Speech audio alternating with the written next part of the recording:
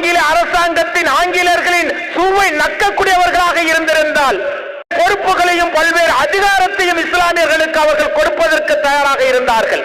அந்நியர்கள் வந்து எங்களை ஆட்சி செய்வதால் நாட்டை விட்டு விரட்டுவோம் என்கின்ற ஒரே காரணத்திற்காக அதிகாரத்தை தூக்கி எறிந்தவர்கள் இஸ்லாமியர்கள்.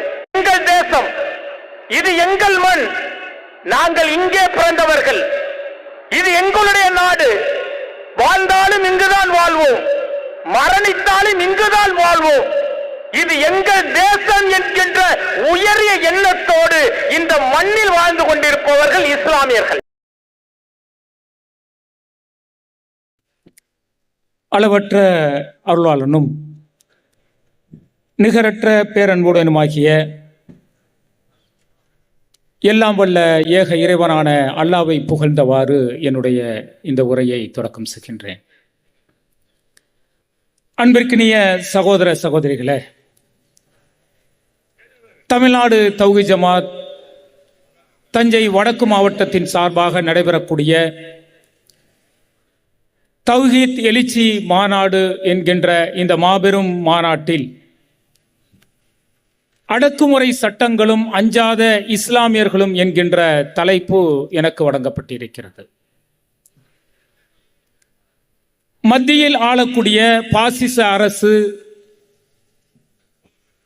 12 வருடங்கள் ஆட்சிக்கு வந்த பிறகு பல்வேறு அடக்குமுறை சட்டங்களை இஸ்லாமியர்களுக்கு எதிராக கொண்டு வந்திருக்கிறது.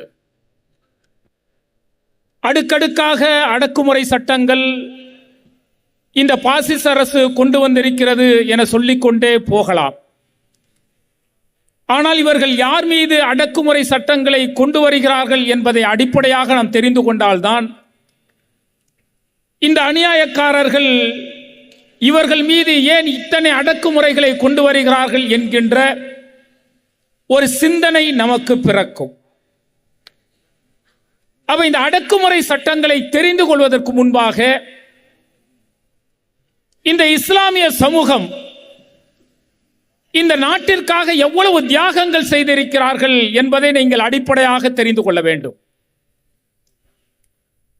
1857 சிப்பாய் கழகம் என வரலாற்றில் சொல்லப்படக்கூடிய முதல் சுதந்திர போராட்டம் இருக்கிறது. இது பகதூர் ஷா தலைமையில் நடைபெற்ற முதல் சுதந்திர போராட்டம். இந்த போராட்டத்தை தொடர்ந்து ஆங்கிலேயர்களுக்கும் இந்தியர்களுக்கும் நடைபெற்ற போராட்டத்தில் ஆங்கிலேயர்களை எதிர்த்து இந்தியர்கள் இஸ்லாமியர்கள் எதிர்த்து நடத்திய போராட்டத்தில் சுமார் 2.5 லட்சம் மக்கள் உயிர் தியாகம் செய்திருக்கிறார்கள். இந்த நாட்டின் விடுதலைக்காக, இந்த நாட்டின் முன்னேற்றத்திற்காக, இந்த நாட்டில் அந்நியர்கள் வந்து ஆட்சி செய்வதா அவர்களை விரட்ட வேண்டும் என்பதற்காக பல்வேறு கட்ட போராட்டங்களை நடத்தி ஆங்கிலேயர்களை எதிர்த்ததன் விளைவாக சுமார் 2.5 லட்சம் மக்கள் இஸ்லாமியர்கள் மட்டும் படுகொலை செய்யப்பட்டிருக்கிறார்கள் என்றால் எவ்வளவு தியாகத்தை இஸ்லாமியர்கள் செய்திருக்கிறார்கள் என்பதை அடிப்படையாக தெரிந்து கொள்ள வேண்டும். அடுத்ததாக இந்த நாட்டின் முன்னேற்றத்திற்காக, இந்த நாட்டின் சுதந்திரத்தை பெற வேண்டும் என்பதற்காக செல்வந்தர்களாக இருந்த இஸ்லாமியர்கள் லட்சோப லட்ச சொத்துக்களை இந்த நாட்டின் விடுதலைக்காக தியாகம் செய்திருக்கிறார்கள் என்பதையும் நாம் தெரிந்து கொள்ள வேண்டும். அது மட்டுமல்ல, ஆங்கில அரசாங்கத்திற்கு கால்வருடியாக இருந்திருந்தால், ஆங்கில அரசாங்கத்தின் ஆங்கிலேயர்களின் சூவை நக்கக்கூடியவர்களாக இருந்திருந்தால் பல்வேறு பொறுப்புகளையும் பல்வேறு அதிகாரத்தையும் இஸ்லாமியர்களுக்கு அவர்கள் கொடுப்பதற்கு தயாராக இருந்தார்கள். அந்நியர்கள் வந்து எங்களை ஆட்சி செய்வதால் நாட்டை விட்டு விரட்டுவோம் என்கின்ற ஒரே காரணத்திற்காக அவன் கொடுத்த அதிகாரத்தை தூக்கி எறிந்தவர்கள் இஸ்லாமியர்கள். அவன் கொடுத்த பொறுப்புகளை தூக்கி எறிந்தவர்கள் இஸ்லாமியர்கள். இப்படி எண்ணற்ற தியாகங்களை இஸ்லாமியர்கள் செய்து நாடு சுதந்திரம் அடைந்த பொழுது ஒரு கூட்டம் பாகிஸ்தானிய பிரிவினைவாக சென்றார்கள். ஆனால் இந்தியாவில் இருக்கக்கூடிய ஒரு கூட்டம், இது எங்கள் தேசம், இது எங்கள் மண், நாங்கள் இங்கே பிறந்தவர்கள், இது எங்களுடைய நாடு, வாழ்ந்தாலும் இங்குதான் வாழ்வோம், மரணித்தாலும் இங்குதான் வாழ்வோம், இது எங்கள் தேசம் என்கின்ற உயரிய எண்ணத்தோடு இந்த மண்ணில் வாழ்ந்து கொண்டிருப்பவர்கள் இஸ்லாமியர்கள். ரொம்ப ரத்தன சுருக்கமாக சில தகவலை மட்டும் சொல்கின்றேன். 2 லட்சம் உயிர்கள் முதல் சுதந்திர போராட்டத்தில் தியாகம் செய்யப்பட்டிருக்கிறது. கோடான கோடி செல்வம் இந்த நாட்டின் சுதந்திரத்திற்காக கொடுக்கப்பட்டிருக்கிறது. அதிகாரங்களும் பதவிகளும் கல்வியும் வேண்டாம் என இஸ்லாமியர்களால் உதறி தள்ளப்பட்டிருக்கிறது. இந்த நாடு என் நாடு என் மண் என்பதற்காக இந்த நாட்டிலேயே பிறந்து இந்த நாட்டிலேயே மடியக்கூடிய நிலையில் தான் இங்கு இருக்கக்கூடிய இஸ்லாமியர்கள் வாழ்ந்து கொண்டிருக்கிறார்கள். இப்படிப்பட்ட மக்களுக்குத்தான் ஆளக்கூடிய பாசிச அரசு அடுக்கடுக்கான அடக்குமுறை சட்டங்களை கொண்டு வந்து கொண்டிருக்கிறது. அவர்களுடைய முதல் ஆயுதம் பாபர் மசூதி என்கின்ற பள்ளிவாசலை இடித்து தரைமட்டமாக்கினார்கள். ஒட்டுமொத்த இஸ்லாமியர்களுக்கும் அது மிகப்பெரிய கவலையாக இருந்தது. பரவாயில்லை, பொறுத்துக் கொள்வோம், நீதி கிடைப்பதற்கு வாய்ப்பில்லை, மனசாட்சிக்கு ஏற்ப நீதி சொல்லப்படுகிறது, மக்கள் பெரும்பான்மைக்கேற்ப நீதி சொல்லப்படுகிறது, நீதி இங்கே கிடைக்காது, அமைதியாக இருப்போம் என்கின்ற எண்ணத்தில் இந்தியாவில் இருக்கக்கூடிய கோடான கோடி இஸ்லாமியர்கள் அமைதியாக இருந்தார்கள். விட்டார்களா இந்த பாவிகள்? அடுத்தடுத்து பள்ளிவாசல்களை குறிவைத்து ஞானபாவி பள்ளிவாசல் என்றார்கள், சம்பல் பள்ளிவாசல் என்றார்கள். அடுக்கடுக்காக 3000 பள்ளிவாசல்களை அடித்து நொறுக்குவதற்கு இந்த பாசிசம் தயாரானது என்று சொன்னால் அடக்குமுறை கொஞ்ச நஞ்சமல்ல. தமிழகத்தில் அமைதியாக இருக்கின்றோம், அங்கொன்றும் இங்கொன்றுமாக எப்போதாவது ஏதாவது நிகழ்வு நடக்கிறது. ஆனால் வட மாநிலங்களை எடுத்துக்கொண்டால் இந்த நாட்டிற்கு உயிர் தியாகம் செய்த சிறுபான்மை இஸ்லாமியர்கள், இந்த நாட்டிற்கு பொருளாதாரத்தை வாங்கி வாரிக் கொளுத்த இஸ்லாமியர்கள் சொல்ல முடியாத துயரங்களுக்கும் துன்பங்களுக்கும் ஆளாகி கொண்டிருக்கிறார்கள். இந்த நாட்டில் பிறந்து இந்த நாட்டில் வளர்ந்து இந்த நாட்டிலேயே மடியக்கூடிய இஸ்லாமியர்களை அகதிகளாக மாற்ற வேண்டும் என்பதற்காக இந்த பாசிச அரசு CAA NRC என்கின்ற சட்டத்தை கொண்டு வந்ததன் விளைவாக டெல்லியிலும் ஊபியிலும் ஹரியானாவிலும் நடந்த கலவரத்தில் 83 இஸ்லாமியர்கள் உயிர் தீர்த்திருக்கிறார்கள் என்று சொன்னால், ஒரு நாட்டில் வாழ்ந்த இஸ்லாமியர்கள், நாட்டிற்காக சுதந்திரத்திற்காக போராடிய இஸ்லாமியர்கள், அவர்களை அகதிகளாக மாற்றுவதற்கு அடக்குமுறை சட்டத்தை இந்த பாசிச அரசு கொண்டு வருகிறது என வீதியில் இறங்கி போராடிய 83 இஸ்லாமியர்கள் சுட்டு தள்ளப்பட்டிருக்கிறார்கள், படுகொலை செய்யப்பட்டிருக்கிறார்கள் என்றால் இந்த அடக்குமுறையின் உச்சம் புரிகிறதா உங்களுக்கு? கொஞ்ச லஞ்சம் அல்ல. ஏதோ CAA சட்டம் கொண்டு வந்தார்கள், NRC சட்டம் கொண்டு வந்தார்கள், நமக்கென்ன பாதிப்பு என நினைத்துக் கொண்டிருக்கின்றோம். இதோ சென்ற மாதம் நடந்த சம்பவம், குஜராத்தில் அகமதாபாத் என்கின்ற பகுதியில் சுமார் 7000 குடிசைகள் இஸ்லாமியர்கள் பல ஆண்டுகளாக வாழக்கூடிய இடத்தில், ராஜஸ்தானிலும் மேற்கு வங்கத்திலும் இருந்து குடியமர்ந்து குஜராத்தில் தொழில் செய்யலாம் என 50-60 ஆண்டுகளாக வாழக்கூடிய மக்களை இரவோடு இரவாக ஆக்கிரமித்திருக்கிறார்கள், நீர்நிலைகளை ஆக்கிரமித்திருக்கிறார்கள் என சொல்லி அவர்களுடைய வீடுகளை இடித்து தள்ளி இருக்கிறது இந்த பாசிச அரசு. நாம் நிம்மதியாக வாழ்ந்து கொண்டிருக்கின்றோம். ஆனால் வட மாநிலங்களில் இந்த பாசிச சிந்தனை கொண்டவர்களின் அடக்குமுறை கொஞ்ச நஞ்சம் அல்ல.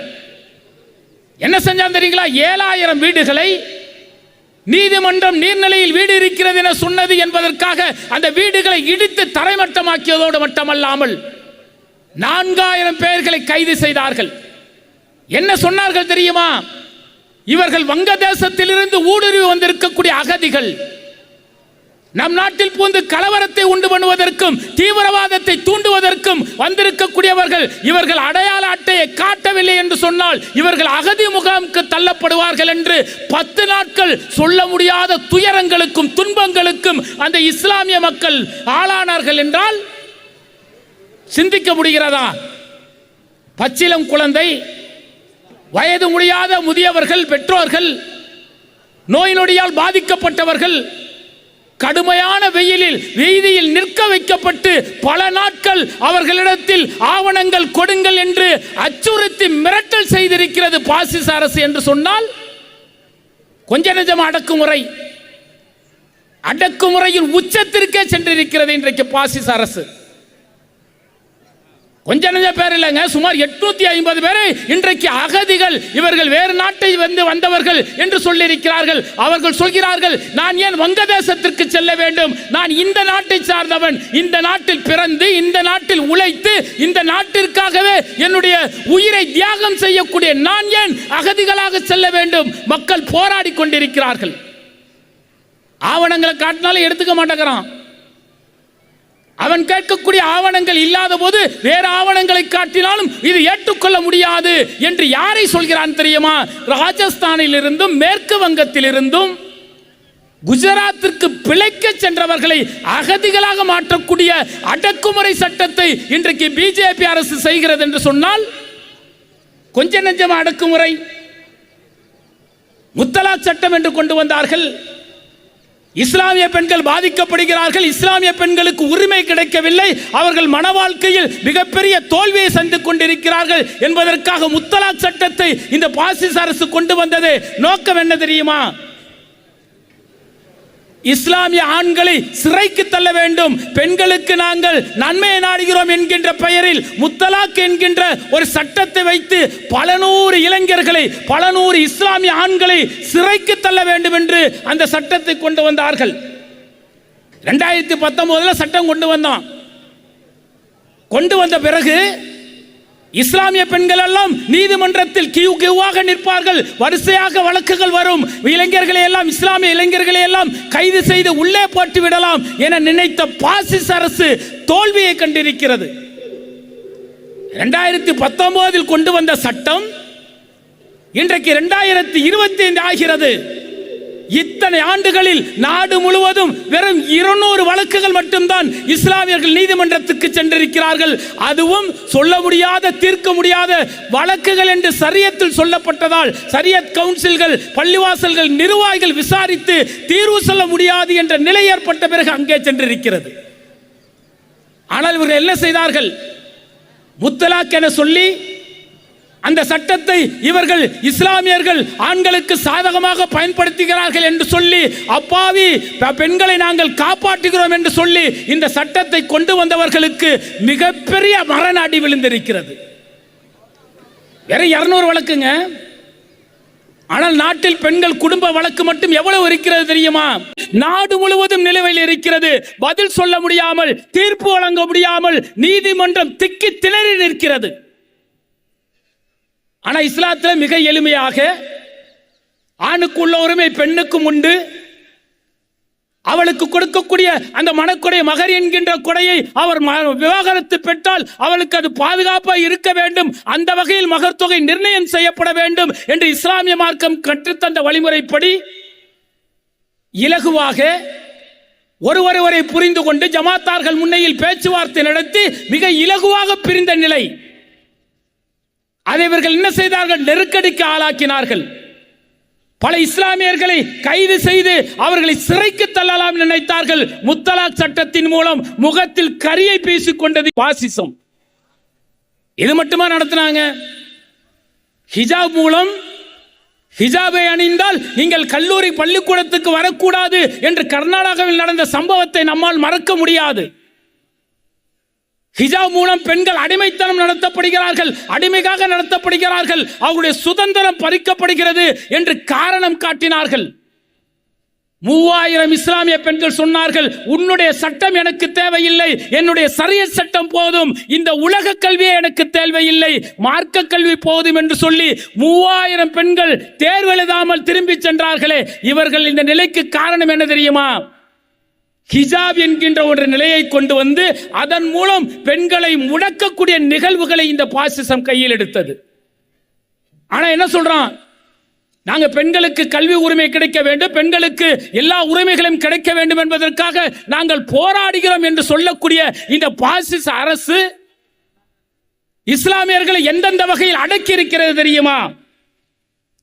1ஆம் வகுப்பிலிருந்து 8ஆம் வகுப்பு வரை படிக்கக்கூடிய இஸ்லாமிய குழந்தைகளுக்கு மத்திய அரசாங்கம் கல்வி கடன் கொடுக்க வேண்டும். மெட்ரிக் கல்வி கடனை 2023 ஆண்டு வரை காங்கிரஸ் ஆட்சி செய்த பொழுதும் பிஜேபி ஆட்சி செய்த போதும் கொடுத்து கொண்டிருந்த அந்த மெட்ரிக் பள்ளி கடனை உதவியை இன்றைக்கு இந்த பிஜேபி அரசாங்கம் ஒட்டுமொத்தமாக நிறுத்தியிருக்கிறது.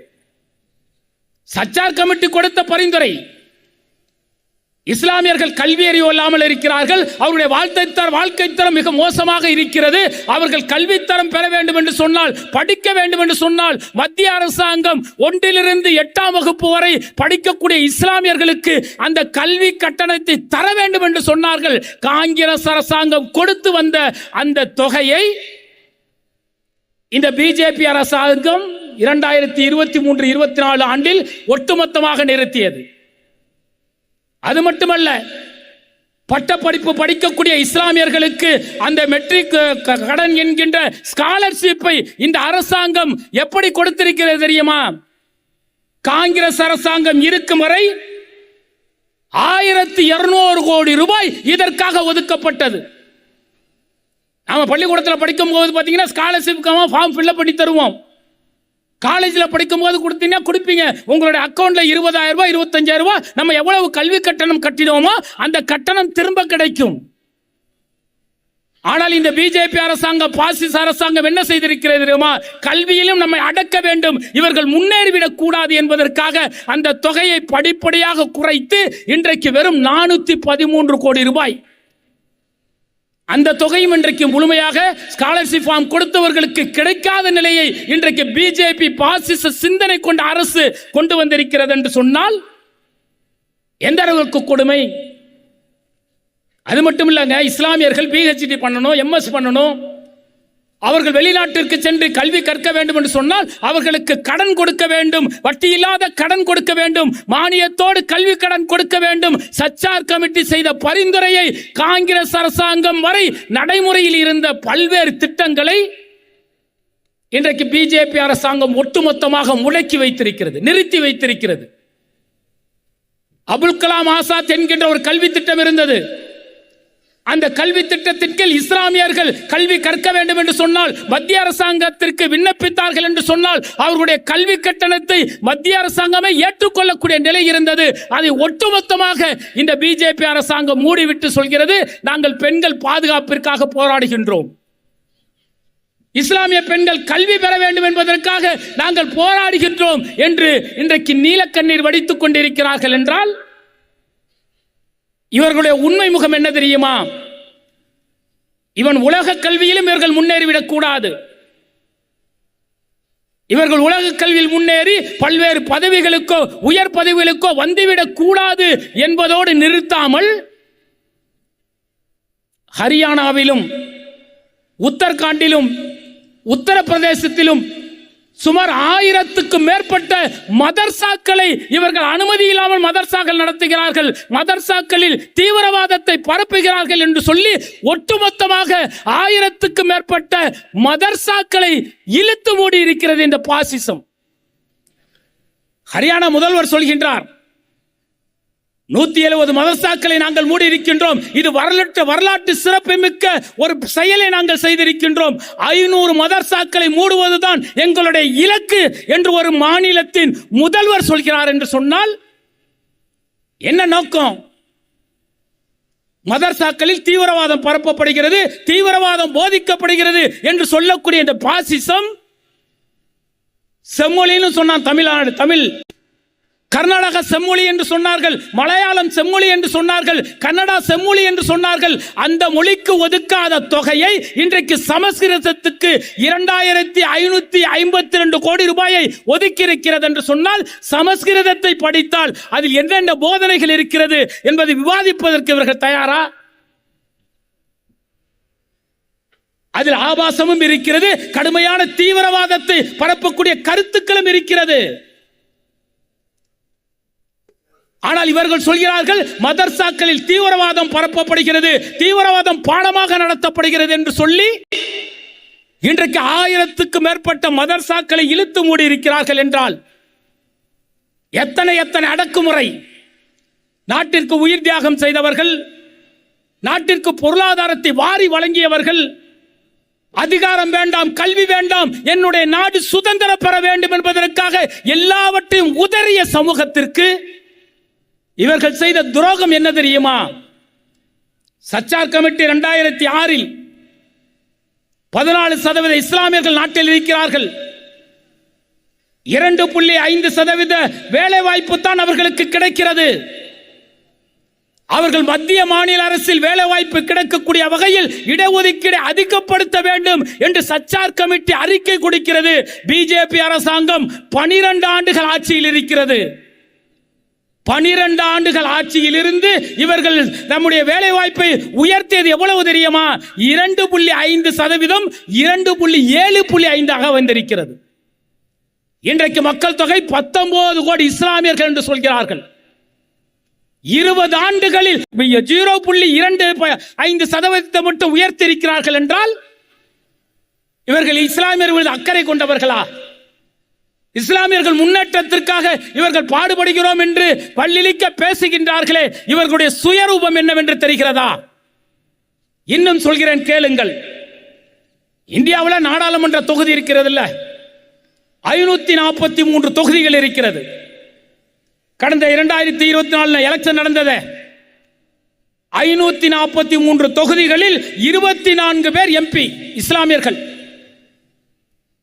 மக்கள் தொகை விகிதாச்சாரத்தின் அடிப்படையில் 70 80 எம்பிகள் இஸ்லாமியர்கள் வர வேண்டும். ஆனால் ஒட்டுமொத்தமாக 543 20 பேர் மற்றும் 24 பேர் மட்டும் தான் இஸ்லாமியர்கள். இதுல ஒருத்தர் கூட பிஜேபி கிடையாதுங்க. 240 நாடாளுமன்ற தொகுதியில் வெற்றி பெற்று இன்றைக்கு ஆட்சி அமைத்துக் கொண்டிருக்கிறது பிஜேபி. அதில் ஒருவர் கூட இஸ்லாமியர் கிடையாது. நாடு சுதந்திரம் அடைந்து 70 ஆண்டுகளுக்கு மேலாகிறது. இது போன்ற ஒரு நிகழ்வு நடைபெறவே இல்லை என்று சொல்லக்கூடிய அளவிற்கு இந்த நாட்டின் சுதந்திரத்துக்காக போராடியவர்கள், இந்த நாட்டிற்காக உயிர் தியாகம் செய்த, இது என்னுடைய மண் என வாழ்ந்த மக்கள் இன்னைக்கு 2ஆம் தரப்பு மக்களாக நாட்டின் அதிகாரத்துக்கு வரக்கூடாது என்பதற்காக 240 தொகுதியில் ஒருவர் கூட இஸ்லாமியர் கிடையாது. ஆனால் சொல்கிறார்கள் இஸ்லாமியர்களுடைய பெண்களுக்காக நாங்கள் போராடுகின்றோம். அரபு தேசத்திற்கு சென்றால் அரபை கட்டிப்பிடித்து சொல்கின்றார் மோடி, நானும் இஸ்லாமியர்கள் ஒற்றுமையானார்கள், சகோதரத்துவம் என்கின்றார். அது வெளிநாடுகளில். உள்நாட்டில் வந்தால் இஸ்லாமியர்களை விரோதியாக பார்த்து அவர்கள் வைத்து அரசியல் ஆதாயம் தேடக்கூடியவர்கள் இந்த பாசிச சிந்தனை கொண்டவர்கள். நாட்டில் 4126 சட்டமன்றம் உலக நாடு முழுவதும் இருக்கிறது சட்டமன்ற உறுப்பினர்கள். அதுல பிஜேபியில மட்டும் பாத்தீங்கன்னா 1656 நபர்கள் இருக்கிறார்கள். 1656 நபர்கள் நாட்டில் இருக்கக்கூடிய ஒட்டுமொத்த சட்டமன்ற உறுப்பினர்களில் 40% இந்த இந்து பிஜேபி வைத்திருக்கிறார்கள். அதுல ஒரே ஒருத்தர் தாங்க சட்டமன்ற உறுப்பினர் என்று சொன்னால், மணிப்பூர்ல ஒரே ஒரு நபர் தான் சட்டமன்ற உறுப்பினராக இருக்கிறார். அந்த தொகுதியும் பார்த்தீங்கன்னா 70% இஸ்லாமியர்கள் இருக்கக்கூடிய பகுதி. அந்த இடத்தில் இஸ்லாமியர்களை நிறுத்தவில்லை என்றால் எல்லோரும் தோற்பார்கள் என்கின்ற நிலையில் அந்த இடத்தில் மட்டும் இஸ்லாமியர்களுக்கு வாய்ப்பை கொடுத்திருக்கிறது இந்த பாசிசம் என்று சொன்னால், அரசியல் அதிகாரத்துக்கு கூட இவர்கள் வந்துவிடக் கூடாது. அதிகாரம் நம்மிடத்தில் இருக்க வேண்டும், அவர்கள் அடக்க வேண்டும், அடக்குமுறை சட்டத்தை கொண்டு வர வேண்டும் என்பதற்காக அடுக்கடுக்காக நம்மை நசுக்கக்கூடிய நிகழ்வுகளை இவர்கள் செய்து கொண்டிருக்கிறார்கள். இந்தியாவிலே அதிக வாழக்கூடிய இஸ்லாமியர்கள் வாழக்கூடிய மாநிலம் உத்தரப்பிரதேசம். உத்தரப்பிரதேசத்தில் 240 தொகுதிகளில் 73 தொகுதிகளை பிஜேபி வெற்றி பெற்று சட்டமன்றத்தில் ஆட்சி செய்து கொண்டிருக்கிறது.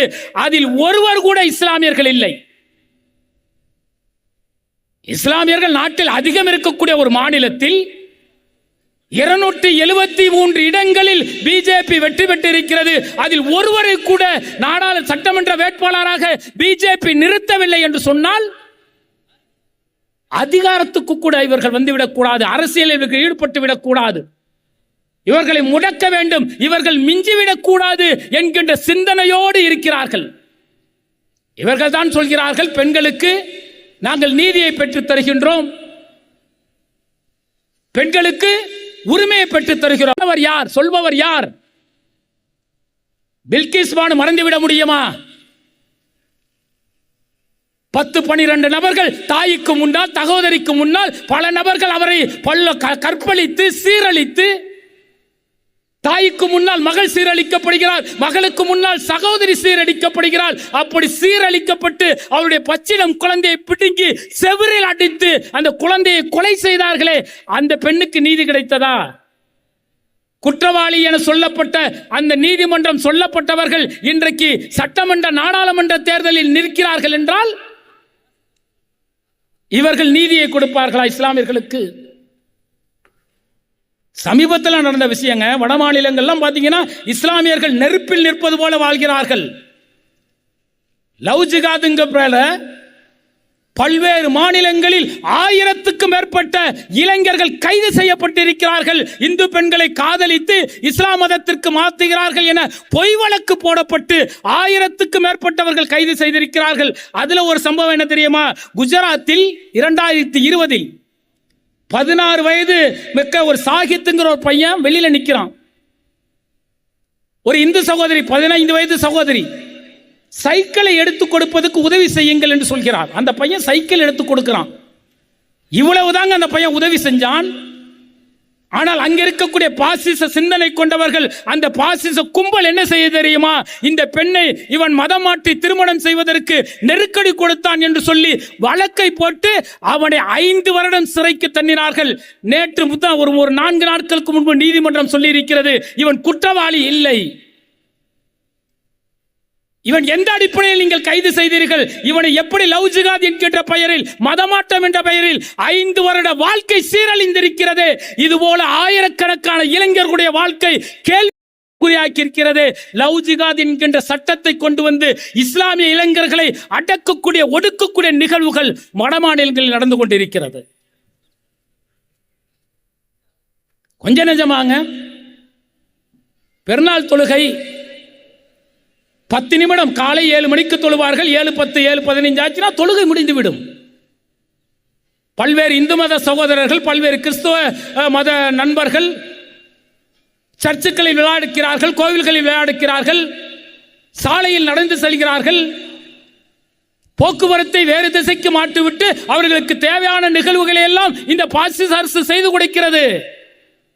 ஆனால் பக்ரீத் தொழுகை 10 நிமிடம் நீங்கள் வீதியில் தொழுந்தால் உங்களுடைய பாஸ்போர்ட் பறிக்கப்படும், NOC கொடுக்கப்படாது என என்ன செய்கின்றான்? ஒரு நாட்களுக்கு முன்பாகவே காவல்துறையை வைத்து அணிவகுப்பு நிகழ்ச்சியை நடத்துகிறான் என்றால் இவனுடைய அடக்குமுறை புரிகிறதா? ஒரு 10 நிமிஷம் கூட தொழக்கூடாது என்று சொல்கிறான் என்றால் இவனுடைய அடக்குமுறை எந்த அளவிற்கு? இப்படி அடுக்கடுக்கான அடக்குமுறைகளை இந்த இஸ்லாமிய அரசு, இஸ்லாமியர்களை செய்யக்கூடிய நிகழ்வுகளை பாசிசம் செய்து கொண்டிருக்கிறது. பசுவதை சட்டம்னு கொண்டு வந்தான்ல, பசுவதை சட்டத்தின் மூலம் 43 நபர்கள் படுகொலை செய்யப்பட்டிருக்கிறார்கள். ஒரு சகோதரர் சொல்கிறார், நான் பேருந்தில் பயணம் செய்வதற்கோ அல்லது ரயிலில் பயணம் செய்வதற்கோ அசைவ உணவை எடுத்து செல்வதற்கு பயமாக இருக்கிறது. நான் ஆட்டிறைச்சியை சாப்பிட்டாலும் மாட்டிறைச்சியை தின்றேன் என அடிப்பதற்கு ஒரு கூட்டம் இருக்கிறது. அப்படிப்பட்ட நெருக்கடியான வாழ்வில் நாங்கள் வாழ்ந்து கொண்டிருக்கிறோம் என்று வட மாநிலங்களில் சொல்கிறார்கள் என்றால் அவருடைய நிலைகளை யோசித்து பாருங்கள். இப்படி அடுக்கடுக்கான சட்டங்கள் இருக்கிறது. கபில் சிபில் சட்டம் நாடாளுமன்றத்தில் சொல்கிறார். அமித்ஷா அமர்ந்திருக்கிறார், மோடி அமர்ந்திருக்கிறார், உள்துறை ராணுவ அமைச்சர் ராஜ்நாத் சிங் அமர்ந்திருக்கிறார். தெரிந்து கொள்ளுங்கள், நீங்கள் இஸ்லாமியர்களுக்கு அடுக்கடுக்கான அடக்குமுறை சட்டங்களை கொண்டு வருகிறீர்கள். பாபர் மசூதி இடித்தீர்கள், அதை தொடர்ந்து பல பள்ளிவாசல்கள் குறிவைத்தீர்கள். முத்தலாக் சட்டத்தை கொண்டு வந்தீர்கள், CAA NRC சட்டத்தை கொண்டு வந்தீர்கள், காஷ்மீர் 370 பிரிவை நீக்கினீர்கள். அடுத்தடுத்த அடக்குமுறை சட்டங்களை கொண்டு வந்து இதோ கொண்டு வந்து விட்டீர்கள். வக்ஃபு திருத்த சட்டம் என கொண்டு வந்து விட்டீர்கள். நீங்க அடுக்கடுக்கான சட்டங்களை கொண்டு வருகிறீர்கள்.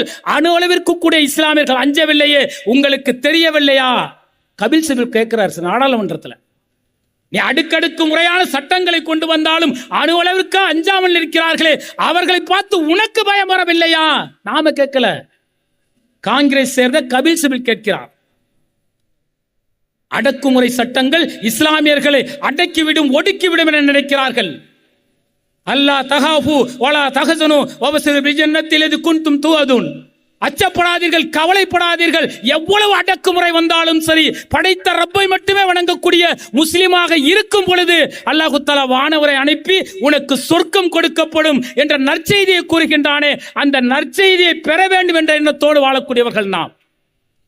எவ்வளவு அடக்குமுறை கொண்டு வரட்டுமே, அழகிய செயலுக்குரியவர்கள் யார்? அல்லதீன கலக்கல் மௌத்த வல் ஹயாத்த லியப்லுவக்கும் அய்யுக்கும் அஹ்ஸனு அமலா. உங்களுக்கு நான் வாழ்வையும் மரணத்தையும் கொடுத்திருப்பது எதற்கு? அழகிய வாழ்வுக்குரியவர்கள் யார் என சோதிப்பதற்காக என்கின்றானே. நீ எவ்வளவு அடக்குமுறையை கொடுத்தாலும் சரி, எவ்வளவு எங்களை அடித்து துன்புறுத்தினாலும் சரி, நாங்கள் மனிதர்களை நேசிப்போம். எங்களை எதிர்ப்பவர்களிடத்திலும் பாசத்தை காட்டுவோம். அவர்களும் இம்மையிலும் வெற்றி பெற வேண்டும், மறுமையிலும் வெற்றி பெற வேண்டும் என்கின்ற வழிகாட்டுதலை அவர்களுக்கு உபதேசமாக சொல்வோமே. அதுதான் எங்கள் மீது சுமத்தப்பட்ட பணி, அதுதான் எங்களுடைய அழகிய செயல். அதற்கு படைத்த ரப்புல் ஆலமீன் கூலி கொடுப்பானே, அந்த கூலியை எதிர்பார்த்து வாழக்கூடிய இந்த சமூகம் நீ எவ்வளவு அடக்குமுறையை கொண்டு வந்தாலும் சரி அடங்க மாட்டோம், அச்சப்பட மாட்டோம். அல்லாஹ்விற்கு மட்டுமே அஞ்சக்கூடிய கூட்டம் என்பதை மீண்டும் மீண்டும் இந்த பாசிசத்திற்கு இந்த இஸ்லாமியர்கள் நிரூபித்துக் கொண்டே இருக்கிறார்கள் என்று கூறி என்னுடைய உரையை நிறைவு செய்கின்றேன். வாகிர் தவானா அல்ஹம்துலில்லாஹி ரப்பில் ஆலமீன். அஸ்ஸலாமு அலைக்கும் வரஹ்மத்துல்லாஹி வபரகாத்துஹு.